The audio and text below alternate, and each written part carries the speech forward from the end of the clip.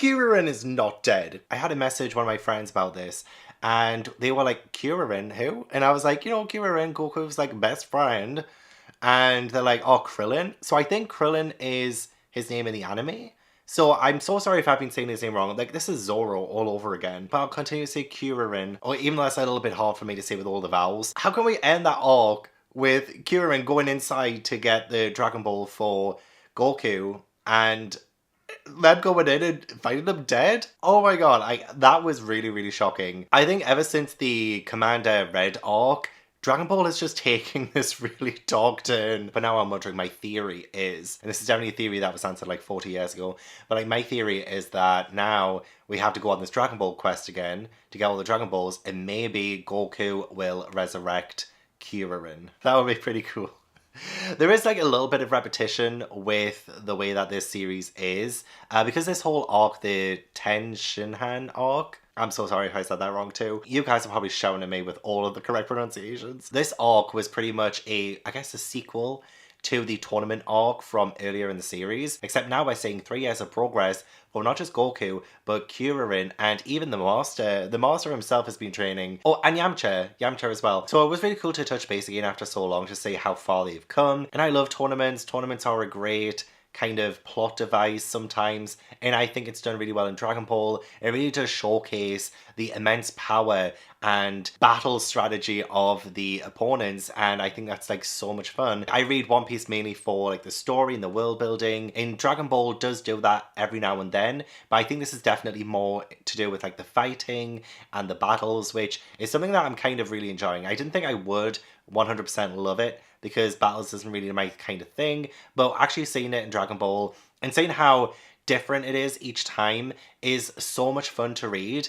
And just when I think someone's going to be out for the count or it's over, they end up standing back up and continue fighting, and they pull out moves from nowhere that I didn't even realize they could do. And it was so good. Like Goku making himself kind of invisible, but not exactly invisible. He's just like going really fast, and it looks like he is. Like, that was so much fun. But I guess the main premise and the story of this is that we have the Crane Master, who is sort of the antagonist, and he is a rival of the Turtle Master, or Master, who I still will never remember his name. And he probably has a totally different name anyway that people call him from the manga. But it was really cool to see the Crane Master and his own students, and them being up against our main characters. And you know what? I ended up really enjoying those characters by the end of it. The Crane Master, not so much. He was awful. He was evil. But I did love his two students. So we had Tien Shinhan.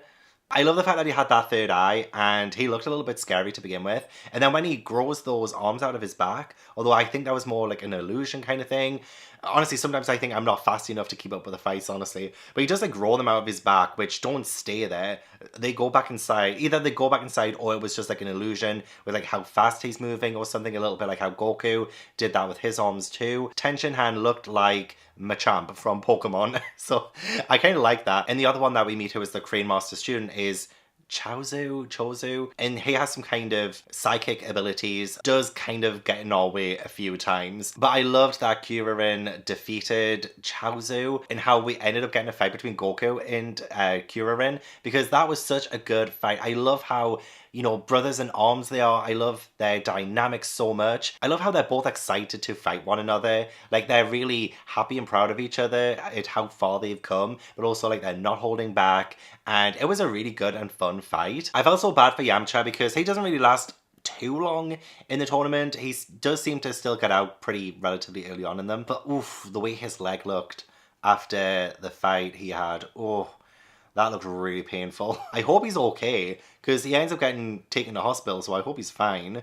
You know, now we have Kieran potentially dead, and then Yamcha in the hospital. Damn, like, our characters went through it in this arc. The fight between the Master and the Man-Wolf was pretty good. I like the fact that the Master getting rid of the moon came back to bite him in the bum, and he had someone who hates him because he did that. That was a nice little moment. I love Lunch as well, changing her personalities, having her gun and being like, I'll get us the best seats in the house. That was really funny. And also when she talks to Tien Shinhan and it's like, I like your savagery. I love the fight between Kira and Chaozu. I liked how Kira got him to count on his hands. He kept giving math problems, and because he realizes, oh, he's using his hands to do his psychic powers trick or whatever it is that he does, and so he reads those moves and he has this really clever way of stopping him from doing it. I thought that was really good. I love the fact that Goku also did the whole like reading of the moves, and the fact that he was watching Tien Shinhan fight and he managed to get the sunglasses off the master to stop the blinding light move or whatever it's called. I'm not going to be good with any of the battle move names or anything, but just know that I do really enjoy what's happening on the page. It's very fast, but still fun to read nonetheless.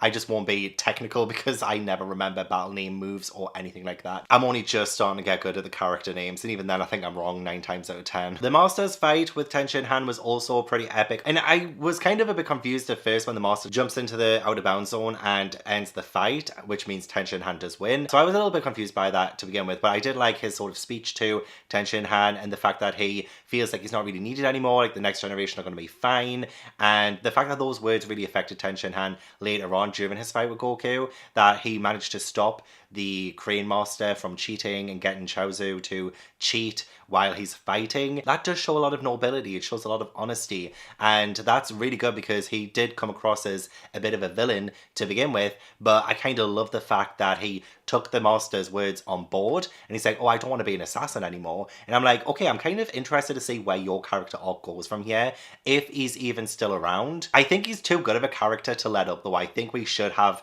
more of him in the future, and I wonder if maybe, because like, yeah, my theory now is that Goku is going to have to try and find a way to save Kuririn, and maybe Tien Shinhan will join him on that adventure. That would be really awesome. Oh, I also loved when Goku trained his tail. So he has been spending the last 3 years training his tail.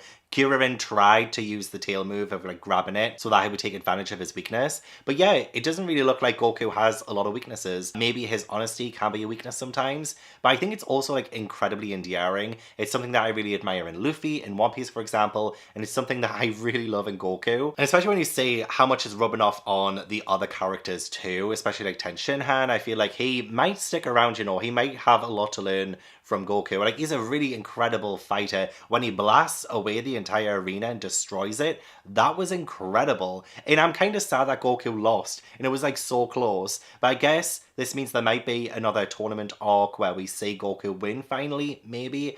If that even happens in this, it might happen in Dragon Ball Z. I'm invested though, I really do want to see him win. He was so close, I was so frustrated. But I still loved the entire experience, I thought it was really good. I think this is my favourite arc so far, and I'm going to give it an 8 out of 10, but I'm also going to lower Commander Red arc down to a 7.5 out of 10, because I do think this one edges it just slightly.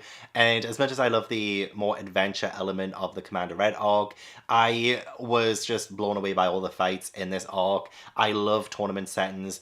That ending though with Kuririn, I'm just, I don't know what to do. I don't know what to say. I don't know what to think about it. I can't fully believe that he's actually dead. I already know the first chapter of the next arc is the death of Kuririn, because it's literally right there. Like, this is where I finished the arc and the reading, and then boom, straight there. I'm gonna have to continue reading like ASAP, because I can't let him be dead. I can't let him stay dead in my mind. It's not right.